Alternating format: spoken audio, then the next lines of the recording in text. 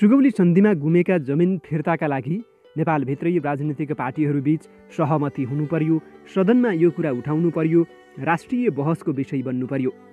जनस्तरबाट लाखौँ मानिसहरूले यो कुरा उठाइरहेका छन् भने सरकार र सदनमा पनि बहस हुनु पर्यो। तर बहस हुनुपर्ने ठाउँमा बहस हुन सकेको छैन।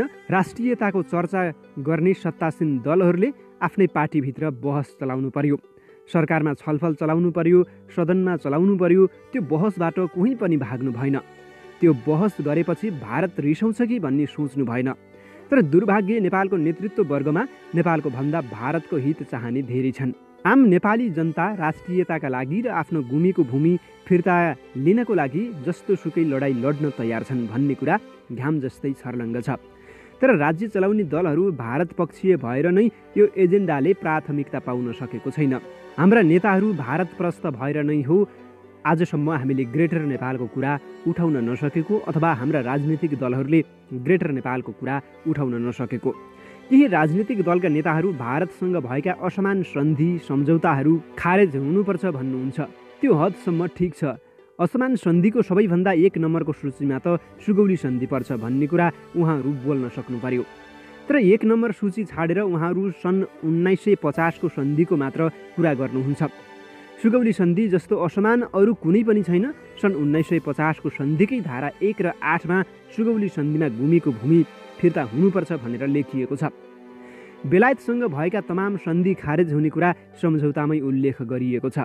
तमाम भित्र त सुगौली सन्धि पनि त पर्यो नि। सन् 1947 को अगस्ट 14 मा पाकिस्तान बन्यो, अगस्ट 15 मा इन्डिया बन्यो।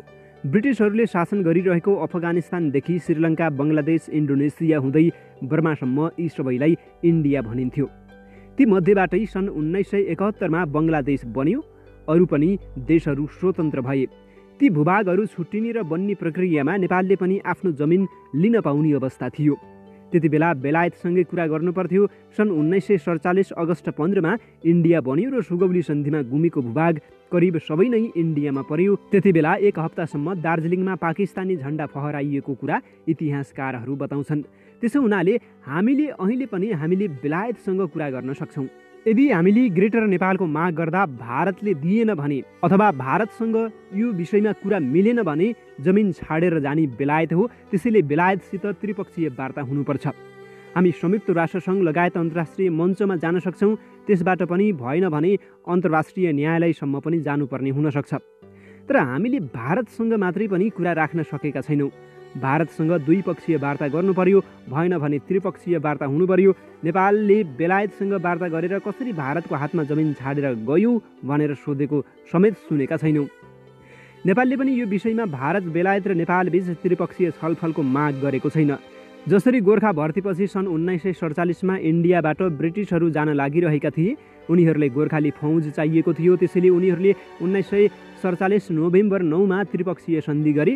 सोही सन्धिबाटै गोर्खाली सेनालाई विभाजित गरियो। उनीहरूको स्वार्थका लागि गोर्खा सेना विभाजन गर्नका निमित्त सन्धि गरियो, तर जमिन भारतको हातमा छाडियो। त्यसरी उपनिवेश हस्तान्तरण गर्ने प्रावधान कहीँ छैन। अन्तर्राष्ट्रिय न्यायालयले नेपालको पक्षमा फैसला गर्यो भने त्यसको कार्यान्वयन गराउने संयुक्त राष्ट्रसङ्घको दायित्व हो। संसार भनेको भारत मात्रै होइन। अन्तर्राष्ट्रिय न्यायालयले फैसला गरेपछि पनि दिन्न भन्नु त विश्व जनमतलाई स्वीकार नगर्नु हो। अन्तर्राष्ट्रिय न्यायालयलाई नमान्नु पनि हो। जुन पक्षसँग सन्धि गरेको हो त्यो पक्ष नै रहेन। जुन पक्षसँग सन्धि गरिएको हो त्यो पक्षमध्ये एउटा पक्ष रहेन भने त्यो सन्धिको अर्थ नहुने अन्तर्राष्ट्रिय कानुनमा उल्लेख छ। पहिलो कुरा त दलका नेताहरूले हामी इतिहासमा कहिले पनि हामी उपनिवेश भएनौँ, हामी स्वतन्त्र रह्यौँ भन्नु नै गलत हो।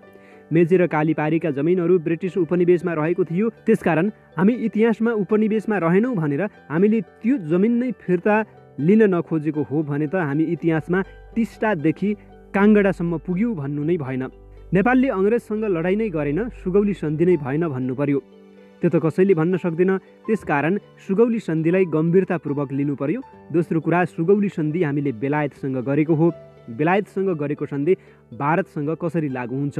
त्यो पक्ष नै नरहेपछि सन्धि समाप्त भयो। सन् 1950 को अक्टोबर 30 तारिखमा नेपाल र बेलायत बीचमा एउटा नयाँ सन्धि गर्नुपर्छ भनिएको छ।